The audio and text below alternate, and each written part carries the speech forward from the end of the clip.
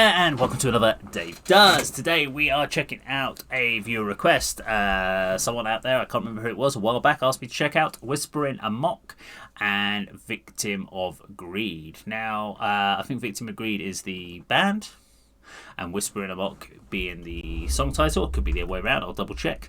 I don't know anything about the band or the song, so it'll be interesting to find out what this is all about.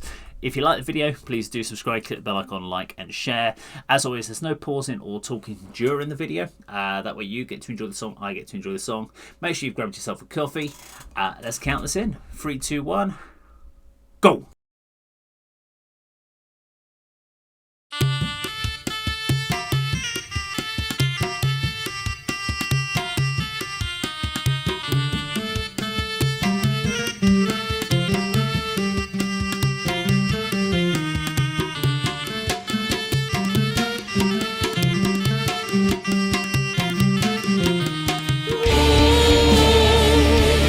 Is a game of greedy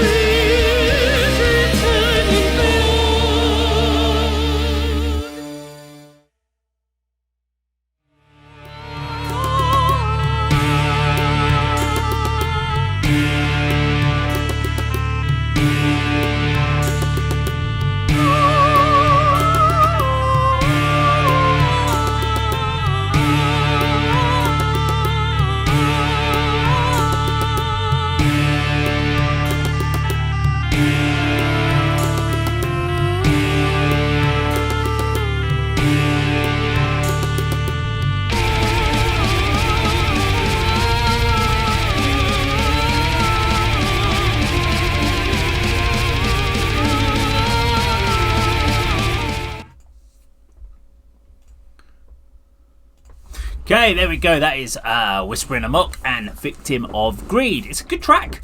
I liked the mix of styles. So I think when you had more of the traditional music sort of start elements coming in at the beginning, I was a bit like, okay, this is unusual for me to get this sort of request. And then obviously the heavier stuff sort of kicked in. So you've got the symphonic metal elements from the vocals and the synths going on there. You've got elements of kind of more of the kind of melodic death metal kick drums, that side of it, and the guitars, whilst also mixing in the traditional instrumentation.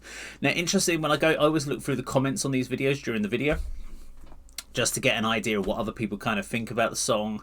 And actually someone mentioned about how well balanced the song is, and I was actually thinking slightly the opposite. So I actually found that I think the vocals are so clean in their vocal recording that I think they sit a little bit over everything else. They don't feel like they're balanced into the mix overall, and there's so much going on with different instrumentation that you've got a lot of frequencies fighting each other. I still think it's one of the better ones I have heard. It's very interesting when you're used to maybe Western mixing and instrumentation, so you get a very specific style in Western music that is pretty well balanced overall, and I do tend to find in Eastern music it does vary though, obviously depending on bigger bands. So when you get into sort of bands like Bandmade and stuff like that, their mixes are very good, but I do find in a lot of other Eastern music that I've listened to that the mix tends to be overly aggressive distortion or a lot of oversaturation. So there was a little bit of saturation, but it's still a pretty good mix overall. Just there's a few frequencies that are kind of fighting with each other overall, but the track itself, good mix. I do like it when people mix up different styles in there. Do feel that it's one of those songs you'd need to listen to a few times just to kind of really let it sink in.